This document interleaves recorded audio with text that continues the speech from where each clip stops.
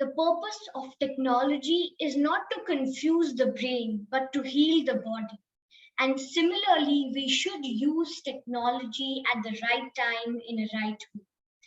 Welcome, Namaste, and Vanakkam to Navratri Tech Talks, organized by Mahindra Technical Academy in association with Prasiddhi Forest Foundation. Wow, what an amazing journey! It has been a spectacular journey with 5 talks and 5 amazing geniuses. And today is our 6th day where we have a really multi talented genius, Hetvi. So I now hand it over to Mr. Vinay Nair to introduce our genius of the day. Thank you. Thank you, Prasiddhi, for that wonderful opening as always. And thank you, Dr. Shankar and Mahindra and Prasiddhi Forest Foundation for giving me a chance again to introduce the speaker for the day. So I'm very happy to introduce Hetvi, and I've known Hetvi since last about, I think 4 or maybe more, 4 to 5 years. And right from day one, she has been very passionate and inclined towards mathematics, when she had come to our courses. But even before that, she has been deeply passionate about a lot of things. So from a young age, she loved chess, and she used to go for tournaments almost every weekends, and that was her mother's routine job to take her to different chess tournaments. And she loved solving the Rubik's Cube, and she has got a big collection of Rubik's Cube in her house. Any new Rubik's Cube in the market, you can find it, maybe not on Amazon, but you'll find it in Hetvi's store. So that's the kind of love she has for different types of cubes. She is a great artist, very creative person. So you can see a lot of art related things, when you visit her home. And she loves to give gifts also, that she makes out of her hand. And this love for art and math and logic, I think, has found a great blend in Hetvi. So she always tries to see how you can see the math in different art forms and things like that. And talking of her different abilities, I just want to share a few, and then I'll hand it over to Hetvi. So like the earlier speaker, one of the earlier speakers say, Hetvi was also selected for this camp called Math Path that happens in US, and Hetvi went on a full scholarship over there. And over there during the evening hours, there would be playtime, and people would be playing something. So Hetvi found a very interesting way to a challenge that she really wanted to take up. So she played chess with 10 different people at the same time, and won now 9 out of those 10 matches. Okay, so she likes to do all these things. She likes to explore, she likes to experiment. In fact, I remember when her 10th, she's right now in 12th grade, when the 10th grade exams got over, all this lockdown and other things happened. So she said, I'm very bored, what can I do? I said, why don't you transfer your love for Rubik's Cube to other students? And then she did a few workshops for raising a mathematician foundation as a fundraiser, and she did Rubik's Cube solving workshop. And at some point she felt that maybe I should do it for a larger audience. So she even did for 100+ audience at the at one go. So she does all these things, and I think that's what the creative and logical mind, if people can see that blend, it brings about all these amazing things. So that's about Hetvi in a nutshell. And she's been a great asset to our organization, Raising a Mathematician Foundation. She's been always there to volunteer, to co-teach, be a teaching assistant for any initiative that we do. So I'm very happy that Hetvi is going to share some of her thoughts, and hey, I'm also looking forward to the talk. So with that, Hetvi, over to you. We look forward to hear what you have to share with us. First of all, thank you, Vinay sir, for this amazing introduction. And I would like to thank Mahindra Foundation and Prasiddhi Forest Foundation for this opportunity. It is really great to go out there and speak and try to inspire others. Yeah, thank you. So I'll share my screen and we'll start.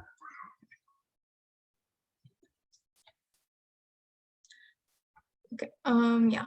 So my talk is going to be about origami and how origami is used in rockets or space programs. So that is a title here, from paper rockets to real rockets. So let's start. So what is origami? Whenever origami comes to your mind, you think of maybe those paper planes or paper boats that we used to make, or things like that. Things like these that we make out of simple paper, origami. Or you connect it with the ancient Japanese art form and how they used to use it in their culture and for their rituals in their, yeah, it's an ancient Japanese art form. But now it is so much more than just something out of paper.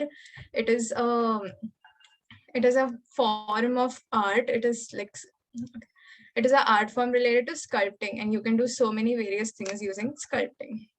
So up until the 19th century, 20th century, there was this very basic things that you could make out of origami, like the swan or the ninja over here that I've shown in the image. But in the 20th century, there was a Japanese origami paper folder called Yoshizawa. He created a lot of new designs and new techniques for paper folding. But while creating these designs, he also created a language in which you can communicate, or in which you can interpret these paper foldings. So by language, what do I mean? Over here, there are a few images of different languages. Like this one over here is Morse code.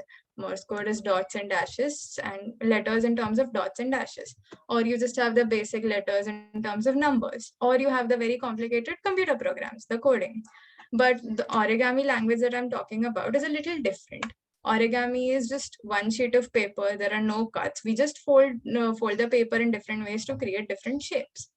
So this language revolves around those folds, those creases, and the patterns that these creases form. Okay. So now the patterns that these creases form, now that is the base of the language. Now, how do we communicate using that language? So this crease can be interpreted using very, very simple mathematical principles. By just counting different creases, for example, or at one point, how many different creases intersect, things like that. So by using very simple mathematical principles, we can communicate using this language. Here on the right hand side, you can see there's an image. This is a very complicated crease pattern, but most of the crease patterns look like this. Now, over here, you can see two colors, red and blue. So let's just say red are mountain folds and blue are valley folds. Now, what do I mean by mountain folds? So I have a sheet of paper here, and if I fold it like this, so can you see this is a mountain formed over here? So that is a mountain fold. And instead, if I fold it the other way around, if I fold it like this, then this is a valley formed here. So that's a valley fold. Mountain is like a mountain and valley is like a valley. So yeah, let's say the red folds are the mountain folds and the blue folds are the valley folds. So this is one crease pattern. Now, entire origami is based on just a few simple laws or few simple principles that involve mountain folds, valley folds, and simple paper folding. Let's talk about these laws. Also, if anybody has any doubt in between, do raise your hand or message so that we can clarify it on the way instead of waiting till the very end. Okay, so the laws of origami that sorry. So the laws of origami that based on these crease patterns, we have four very simple laws, very basic laws. The way in Euclidean geometry, we have 7 axioms. That is how origami is based on these 4 laws. So let's see. Laws of origami. It starts with a crease pattern should be 2 colorable. Now, what do I mean by 2 colorable? If you take a crease pattern is just, okay, let me explain crease pattern. So all of the lines over here are where you'll actually fold the paper. So wherever you fold the paper, you draw a line and that is the crease. And all of these lines make the crease pattern. This is kind of similar to Rangoli. If you think about it, you can kind of connect it. Yeah. So all of those lines form the crease pattern. Now, when you open up the square sheet of paper, you have a pattern. Now, because of those lines, there are different shapes created, some squares, some triangles, quadrilaterals, maybe random polygons. Every time these shapes created will be two colorable, then it is origami, or then it is a possible, it's a possible way to fold the sheet of paper. So two colorable, what do I mean? Suppose I take the color blue and yellow. So I start coloring one shape with blue. Now every shape beside the colored blue should be yellow. So there should not be any two blues beside each other when I start coloring all the shapes created by the creases. So for example, over here you can see light blue and dark blue, and none of the two light blues are beside each other, or the dark blues are beside each other. So that is two colorable, and any possible crease pattern should be two colorable. Otherwise, folding it is not possible if it's not two colorable. Yeah. The second law is about mountain folds and valley folds. So the second law states that at a certain point, or at a certain point, the number of mountain folds and the number of valley folds should always differ by 2. Let's go back to the previous slide and we can count for a particular vertex. Can you see my cursor? I am pointing at this vertex over here on the left hand side. Yeah.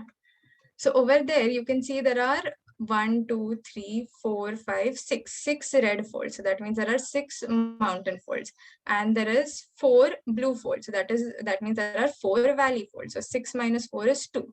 So the difference is 2. Let's go on to some other vertex. For example, this one here in the very center.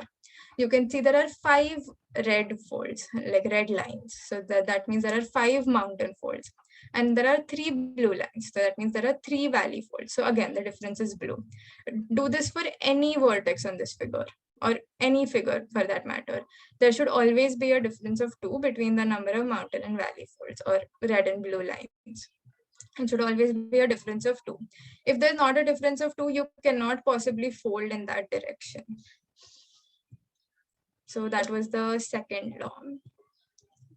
Now, the third law is similar to the second law, but yeah, it again has to do something with the vertex. At the vertex, if you count all the alternate angles, so by alternate angles, you can see over here all the light blue shapes and all the dark blue shapes, the angles formed by them should always add up to 180. So all the light blues will add up to 180 and all the dark blues will add up to 180. You can see it over here beside the figure. They've taken all the shapes and put it beside each other. So you get a straight line, you get a straight angle. So that is the third law. However you make the folds, it should always add up to 180 degrees. And the fourth law is very simple, that a sheet can never penetrate. So if you have a sheet of paper, it can never go through itself. It cannot never go through itself. It always has to just fold. You cannot intersect it, which is self-explanatory. Yeah. So those were the 4 laws of origami. Now, using these very basic laws of just coloring or counting the number of folds or the measure of the angles, you can make very complicated figures like this. Over here, we have a fish. This fish has over more than 400 scales. So each and every scale has about 2 to 3 folds required for it. So very tiny folds over and over again creates this fish with over 400 scales. Or you can see this musical instrument here. You can see the minute details in the musical instrument. It is, yeah, all of this is done only with one sheet of paper, no cutting, only folding. One sheet of square paper, and this is what we get. Same over here with this flag. This is a flag, and these tiny things in the left hand side corner are the stars for the flag. So again, that is done by origami. It is very tiny, very detailed, and only by paper folding, no cutting or sticking or anything, just paper folding. Okay. Now, we all know Honda company, right? So when Honda turned 70, like said, it was there for 70 years, they made a special ad using only origami. So now I'm going to show you that ad. Everything in that ad is only made using origami, just paper folding. There's paper folding, but then the moment of, suppose there's a figure, there's a lady. So the moment of that lady is done by computers, but everything else is paper folding.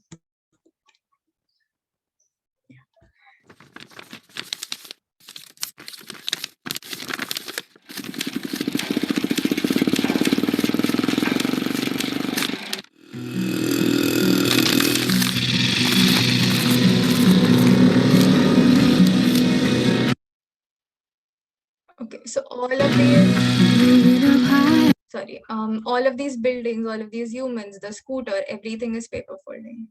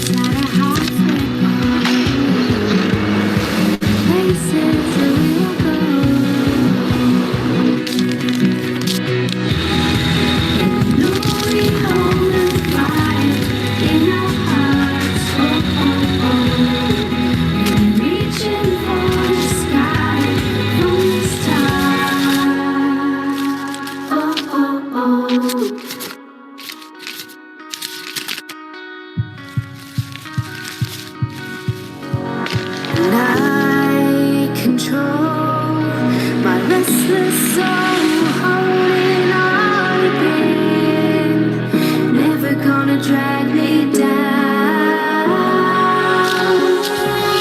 in the pouring rain when your heart drops.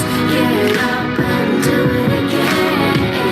Get up and do it again. Yeah. Night when you fall, get back on top. Get up and do it again. Get up and do it again.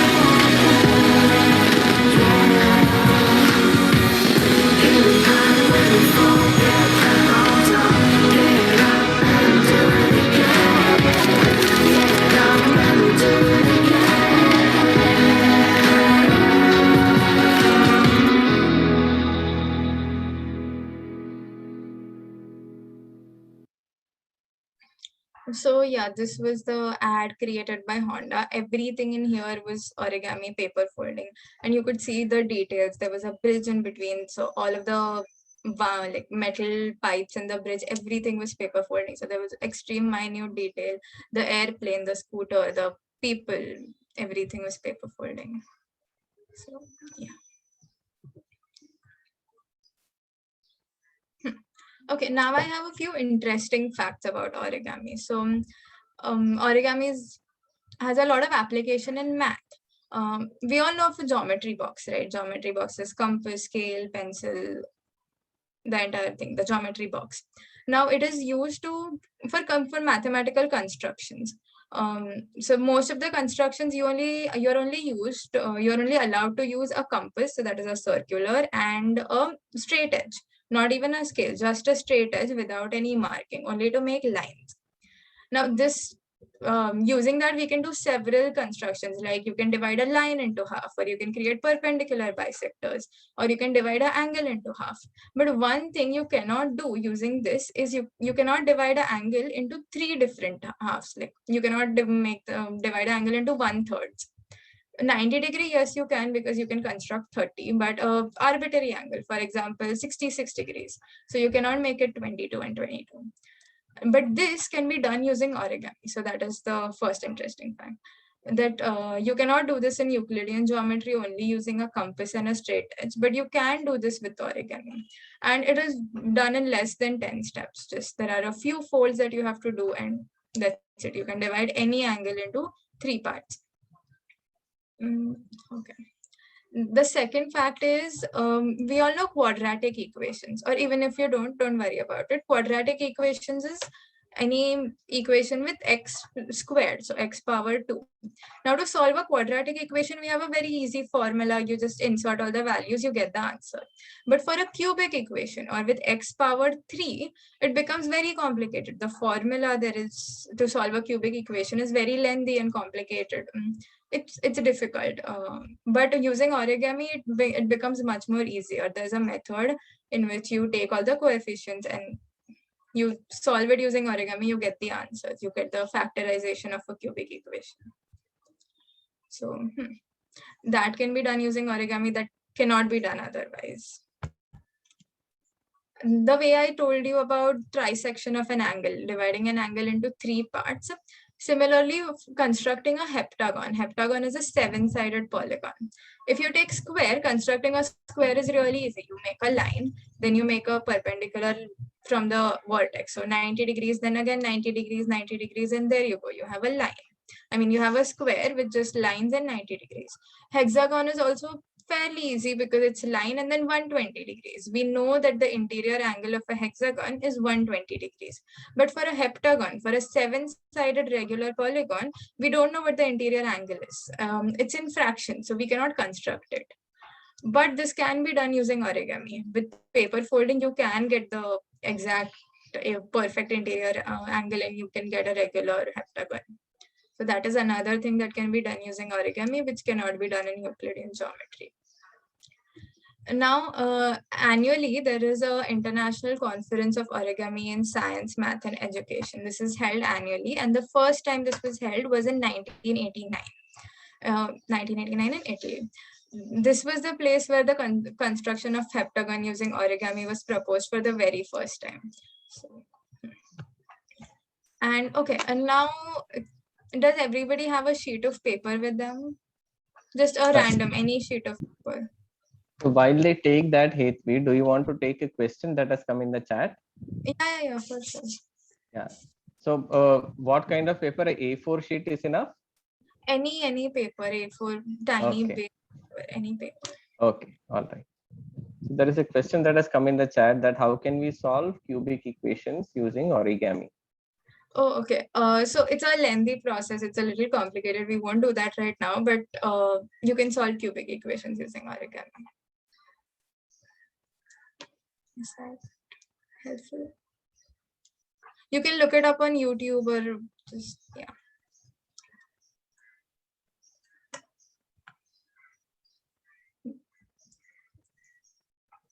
Yeah, I think we are ready. Okay, so take any sheet of paper and fold it into half. Okay, someone asked me about trisection of an angle. I have linked a video at the end of the presentation for trisection of an angle. I'll show it to you then.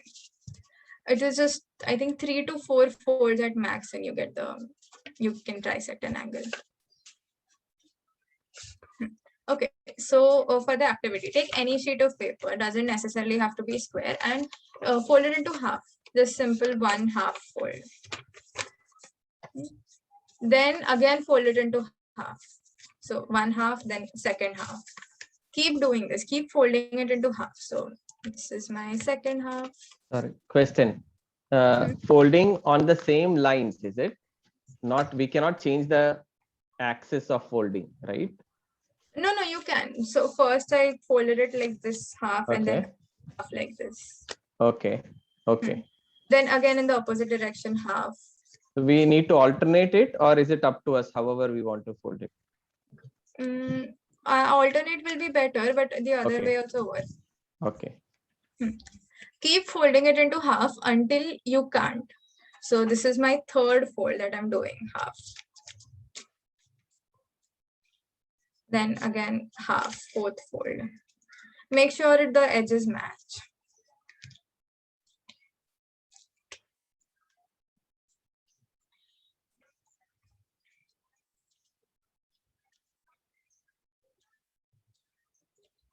Okay, someone said, can you repeat it in Marathi? I am sorry, I don't know Marathi. I can repeat it in Hindi if you want.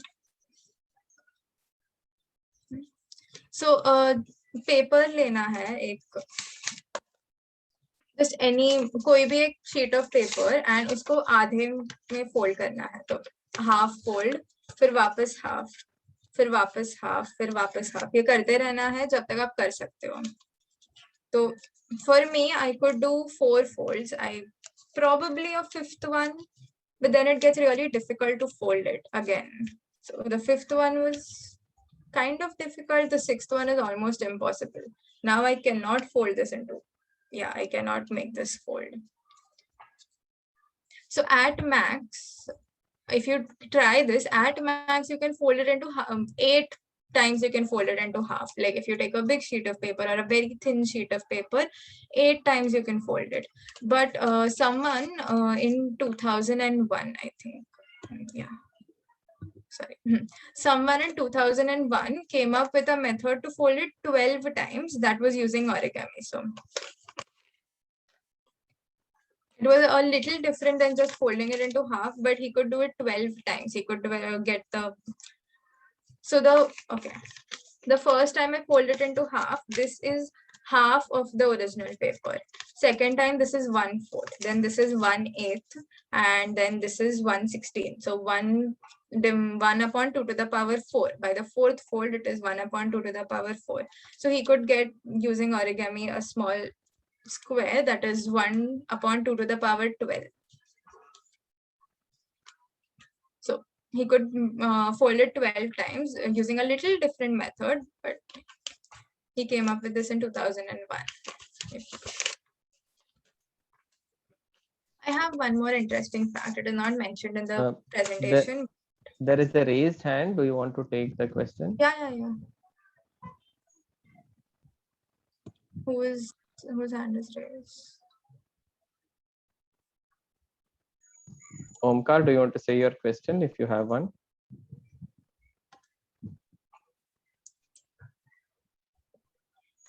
So I wanted to ask that if the paper is really thin, wouldn't it be able to fold it more times? I know, 7 to 8 at max. Like a It's not possible because once you start folding, the edges start getting thicker, right? Yeah, but if you created a paper that was really thin.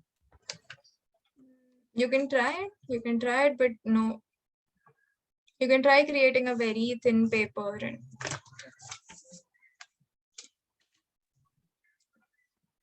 there is also a comment in the chat in relation to that. There is a usual theory that a paper can be folded 7 times. Probably what Pihu is meaning is it cannot be done more than 7 times. That's my guess. So how did this origami thing work 12 times? oh, okay. So he did the paper folding in a different method, but he got the square that is 1 to the power 1 upon 2 to the power 12. So he got a tiny square. Okay. But so those tiny squares stacked one above the other.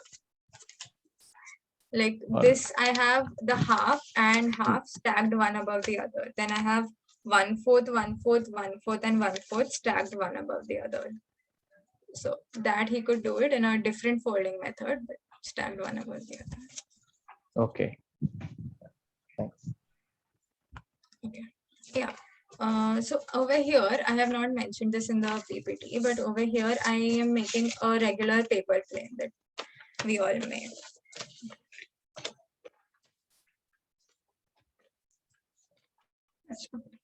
So this is the paper plane. I can fly it. When I open this up, I have total 1. Okay, total here. I have total 1, 2, 3, 4, and 5 folds. 5 folds, and they were all equal because when I folded it up, they were all one above the other. So that means all of these angles over here for each of the folds are equal. And 5 folds, that means I've divided into 6 parts. So when you try doing this, 90 degree divided into 6 parts is 15 degrees per angle. So yeah, 15, 15, 15, 15. All of them are 15 degrees. And then, so after making all of these folds, I also made one fold in the opposite direction, just half. Yeah, or like diagonally half. So finally, I got this. I marked all of the creases and I have marked all of the angles that are formed. with each of the creases. So if you look at this, you have 15 degrees and 15 twos are 30. So you have 30. You get 45, you get 60, you get 75, you get 105, you get 120, and obviously you get 90. So just by making this one paper plane, I could make so many different angles. So you can use this as a compass. This is one way to make a compass out of origami. If you're stuck in your school exam, you've not bought a compass, do this and draw.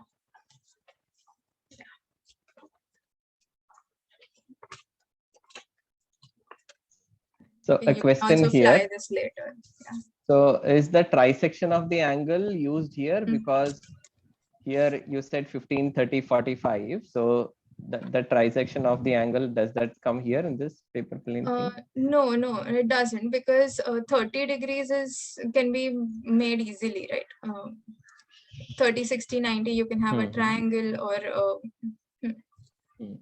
Oh, so so you over just take here, no half of trisection 30. of angle is not used. Over here, I have So then you are making an equilateral triangle and probably cutting no. it. Okay, so No? I first folded into half diagonally, and then I made one horizontal half fold, and then I tried to connect this edge to the intersection where the diagonal fold and the horizontal fold met. And what did that result in? That gave me 15 degrees. Sorry, yeah. So I tried to connect this point. I tried to make a fold from this point to the vertical fold. Let me mark the vertical fold just a second. And how did you know it is 15 degrees? So I repeated that process. I folded it 6 times. Right. Just a second, I'll mark the. Okay, this is a square sheet of paper. You fold it into half. This is the half fold. It's the blue line over here. Then what you do is you take the corner and try to match the corner over the blue line, on the blue line, so that the fold that you make comes to the edge. So don't join it like this. Joining it like this is not allowed. It should be in a way so that the point meets the blue line over here, the vertical line, and the fold comes on the corner of the paper. So that makes a 15-degree angle. And then you repeat it on this side as well. And then just keep folding it like a fan. So this is a nice compass. You can use it in your exams, or you can fly the plane later. Okay. So those were a few interesting facts about origami. Now let's see where origami is used in the real world. Up till now, everything was fun. We can fly planes, and we can make advertisements out of origami. But where is it used in the real world? The main topic of the talk. So in 1980, Kyoto Miura, she came up with a map folding technique. So if you can see the image on the left-hand side over here, the left bottom corner, that is how it will look after the entire folding is done. And when you open it, it will be like a square or a rectangle sheet of paper. And this in between is the process of opening it. So this is easier to use because just one fold and just in one step you can open it, and one step you can fold it using origami. Otherwise you'll have to do the whole fold it into half and then again into half and then again into half to open up the map. So she came up with this map folding technique. I'll show you a small 30-second video to get a proper idea of what this is. Now, this actual fold is called the Miura fold, and it's also used outside of solar panels. It's actually been recently tested with lithium-ion batteries because it folds down so compactly, it improves the energy density. But that's not the reason why I love this. Not because it's gone into space, but because it works so well for maps. You can take a map out of your pocket, instantly unfold it, see exactly where you are, and instantly fold it back up again. And no other fold I know for maps can do this thing. So as you saw it in the video, just one fold will open the map and one fold will close the map. So this is much more easier than folding it to half, half, half over and over again. So she came up with this map folding technique. Then this same idea was later used in sending large solar panels into space. So you can fold it up into a very compact small 3D object, and then when it goes into space, once it's into space where it has to be, it can open up into the solar panel, into a bigger structure. So as you can see it in the image over here, it starts with this small circular cylinder ring, and then it opens up to be this big huge ring. Now, so the same origami idea has been used to send objects into space. I have one more small video of how this actually works. Space. Origami helps inspire new ways of looking at how mechanisms can work or how we can approach solutions to problems. It's very expensive, very difficult to get things into space. And the nice thing with a lot of origami is you can make it very compact for launch, and then as you get into space, you can deploy and be very large. I'm working on an origami-inspired deployable solar array for spacecraft. The panel hanging behind me is the 20th scale prototype of this 25-meter array system. By using origami principles, we can get a much larger array into space by stowing it compactly during launch and then opening it up once we're in space. The spacecraft would be inside a rocket, like an Atlas V rocket, and the solar array would wrap around the outside of the spacecraft. It would be all folded up compactly and then launched into space and deployed. This is our CubeSat version. As we open it,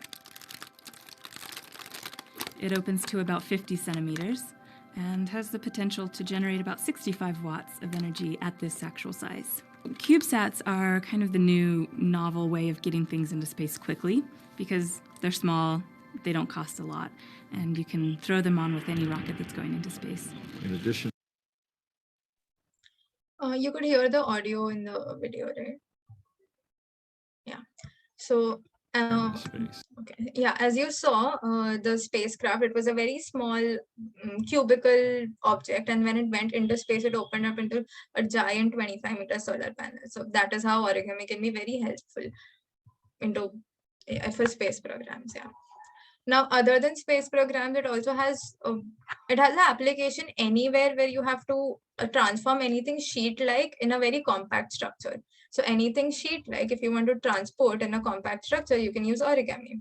One more example. Okay, can somebody else think of any examples where you have something sheet-like which you want to store in a very compact structure? Or the other way around, you have to store it like in a sheet form, and once it's to be used, it becomes a cubical or cylindrical shape. Can I say something? So, mosquito net.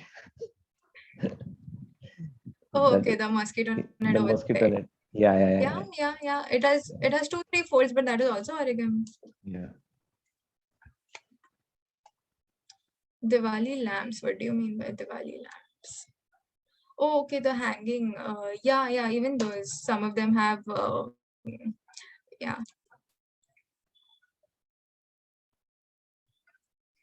Yeah, a driver who has anything folding bucket. So folding buckets, you even get those folding bottles. You get folding pouches, you get so many things folding. So those things. So this also has an application in science, like by surgery. So if you have, there's a small object. Wait, I'll show you. Yeah, this object over here on the left-hand side, that is a stent graft that is used to put inside your blood vessels to open up any blockages. So it has to be very compact while it is going in, and after going in, it has to become a little bigger because it is used to remove the blockage. So while going in, it is a tiny thing like this in the left figure, and after going in, it opens up to become this huge, yeah, a bigger cylindrical structure. So the stent graft, this uses origami, and okay, airbags, car airbags, they're stored like a sheet, but once it is supposed to be used in an accident, when it opens up to become a cylindrical structure or something like a cylinder, not exactly a cylinder, but yeah, it opens up to become a huge structure. So the origami is used over here too. And if you think about it, have you seen all of those origami insects in the previous slides? Maybe the fish or the snake. It was all kind of cylindrical, not exactly cylindrical, but a hollow cylindrical structure, kind of like that. So the same concept was used in airbags. So the folding pattern to make insects using origami was the inspiration to make the folding pattern for airbags.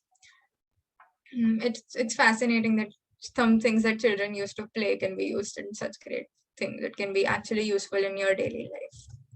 So yeah, this is real life application of origami. I have linked 2 videos over here. There's a TED Ed video, like TED Education video by Ivan Zordel, I think. That's how you pronounce it. Yeah. It is really informative about origami and the use of origami and like use of math in origami and how to trisect an angle. There's a number 5 video about it. It's about 9-10 minutes, and it explains the entire process and the math behind how to trisect an angle.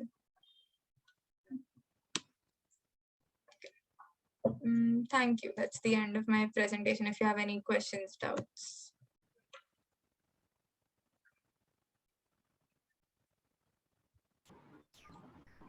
Thank you, Hetvi.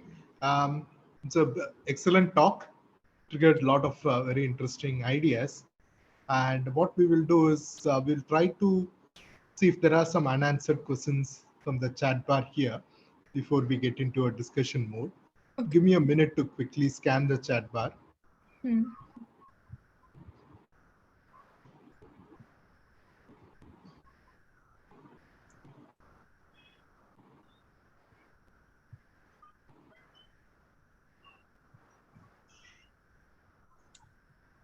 Meanwhile, there is a raised hand, Dr. Shankar. Yes, please go ahead, Vinay. Yes. Kashmira, you have a question or a comment?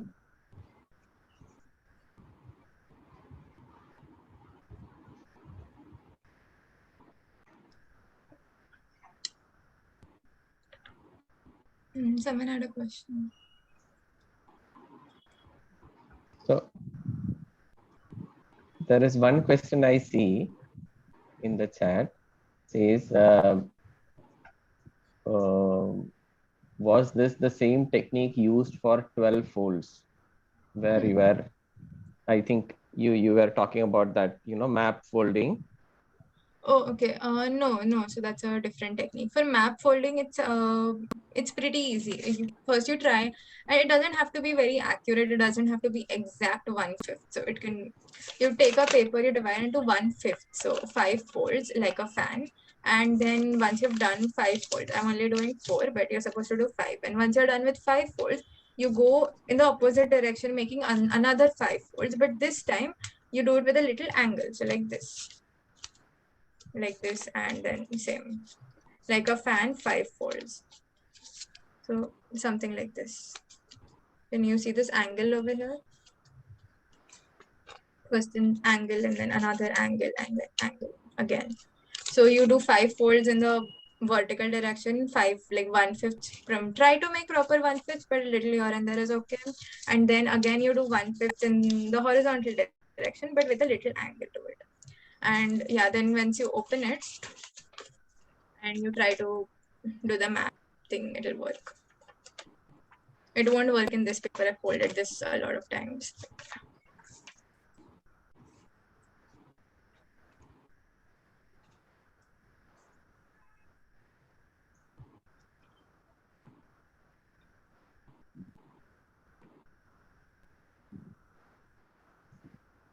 There was also another question that somebody was asking, do you know that 12 fold technique? No, I've just read about it. I don't know the exact technique. Brij Mohanji also asked if you can share the links of the videos. Okay, yeah, I'll share it over here in the chat box. Yeah, maybe. Just a minute.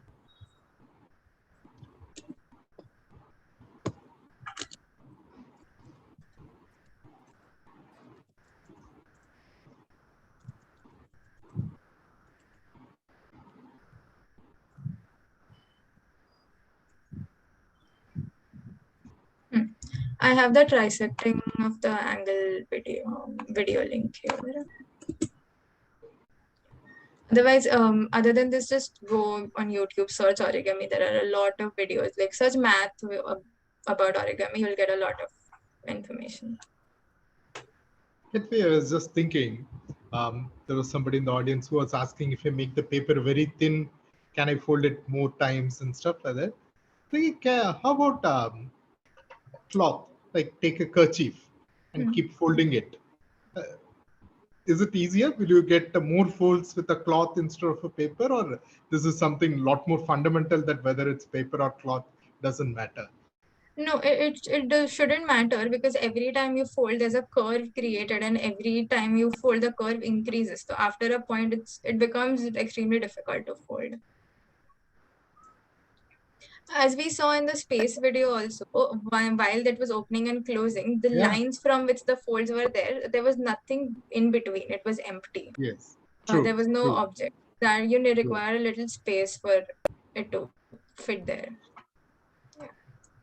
So that is not there in paper or cloth. So. But I have a question, thanks to Dr. Shankar's remark. So if I take a net kind of structure, maybe like a mosquito net or a cross-stitch net, then when I fold it, then that curve, I don't think may not come much. So maybe I'll be able to make more folds with that. Maybe depends on the material of the net, how far are the holes, like, yeah, maybe the material would matter net. In that case. If it's like a wire net, it'll be difficult to fold only in the first place. No, I think the question that Dr. Shankar was asking is, does the material matter, paper, cloth, or what, would it make a difference in the number of folds? So I am not very sure. This is just my insight on what I think about this question. So yeah, someone said brittle materials won't fold. So if the net is a wire, it won't fold. But if the net is of threads, after a point, it has to become an issue. And yeah, in nets, there's just holes, right? Other than that, the thread still does curve. Excuse me, I have a question. We'll have to try this. Yeah. People, go ahead. So I just had a question that do you conduct small workshops for origami? Origami, like creating objects out of origami? Yeah, origami maths. Oh, okay. No, I don't usually. Okay. Are you? Would you be happy to, is the question. Yeah. Yeah, for sure. And Pihu was the same person who was suggesting origami in dresses also. I was wondering. So I was thinking, one can switch over from a mini skirt to a maxi skirt just with the folds. So depending on what the situation demands, you can have variety of dresses arising from the same cloth. That's all smart. that is possible. Yes. But I like the wide variety of applications that you talked about, because that gives us a lot of ideas now where all we can use this. It's really nice. Origami is a very basic thing. It's just folding things. So it has a wide range of applications. Sure. Yeah, it is also used in lithium-ion batteries. So in lithium-ion batteries, I think the lithium, I'm not exactly sure what, but it has to be stored very compactly. The rod in between, it has to be stored compactly. So that is where they use origami. Wherever space is a premium, you want to pack a lot into a limited space. I think this is a great idea. And you can expand. When you want more surface area, you can expand it. And when you don't have, you can bring it back. See, there are many times you're stuck with this, because sometimes you want it to be very large and sometimes you want it to be very small. But this is a fundamental contradiction. You can't have both. But origami allows you to switch back and forth between these two modes. That's really cool. Very nice. I also heard there is a Japanese name for another art where cutting is allowed in origami. You do the folding and you also do the cutting. And there is another very nice name for it. I'm unable to recollect, where we are able to make moving parts like pistons and other things to show how these mechanisms actually happen. So it's a combination of folding and cutting. I'll have to look into that. Is it kirigami? Something like that. Yeah, kirigami. Someone said Yes. kirigami in the chat. Yeah. Yes, that's nice.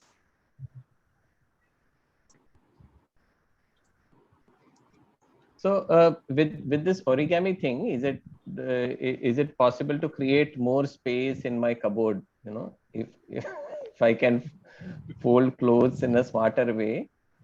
There are actually techniques you can use. There are videos about it. Like even for packing into your suitcase, you can fold your clothes in a smarter way to create more space. I also remember that the brain also has a lot of folds in it. That could be a reason for this. Maybe for cooling and keeping your brain cool, you need more surface area. So that could be, but brain also has a lot of folds in it. So I'm sure we could find a lot of evidences in nature, whether it's in the human body or anywhere else outside. We should be able to see examples of this.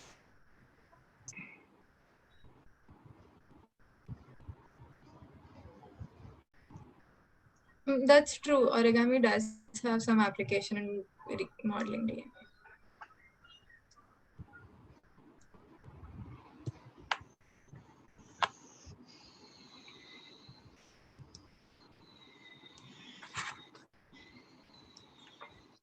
Okay, if we have time, I have one more thing, one more paper folding technique that is used in math.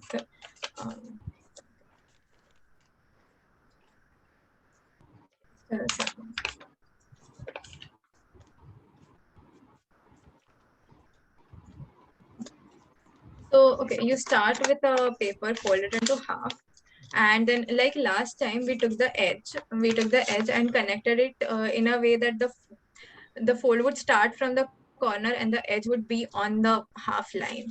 Now, instead of that, this time what we're going to do is, okay, I'm sorry, half like this.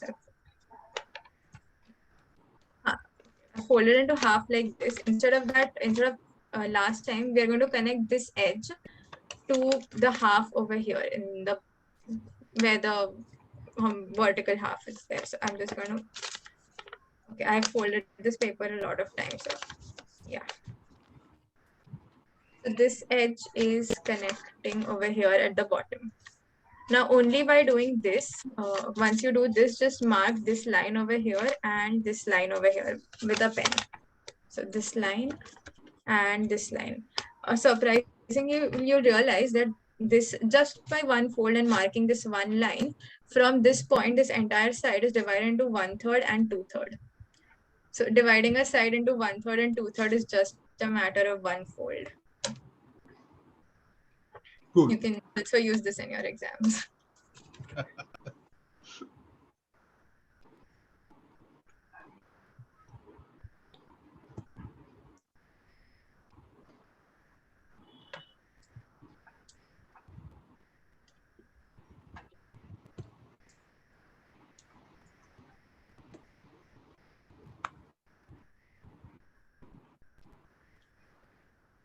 Yeah, wings of birds, and I can even think of parachutes.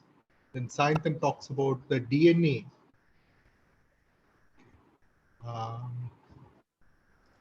Is there any similar Indian art? Omkar's question. No, so origami has origins in Japan, China, and even Europe for that matter, but not India.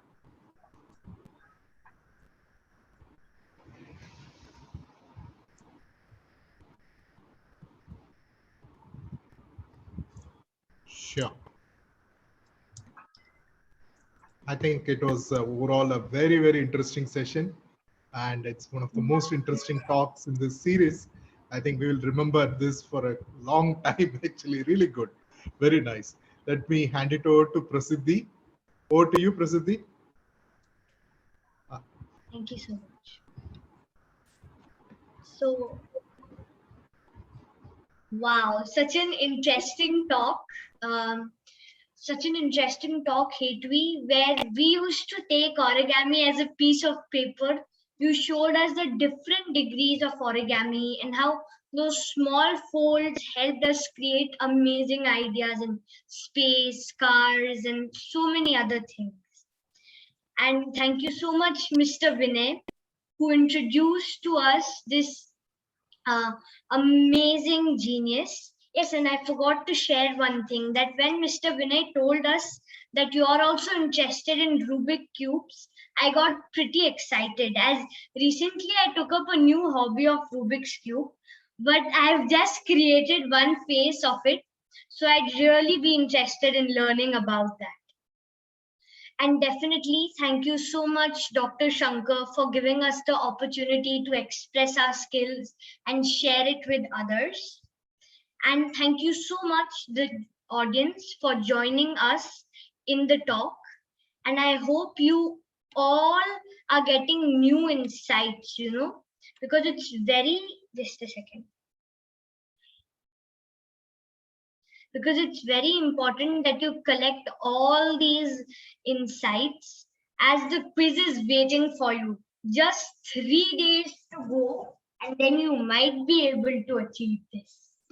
So keep learning and collecting all the insights. And this is all for the day. And don't forget to join us tomorrow sharp 6, where we have a really amazing speaker, Shravya, and an amazing chief guest. So sharp 6, let's meet tomorrow. Thank you. And before we conclude, I'd request all of you to on your cameras so we can take a screenshot to save this memory.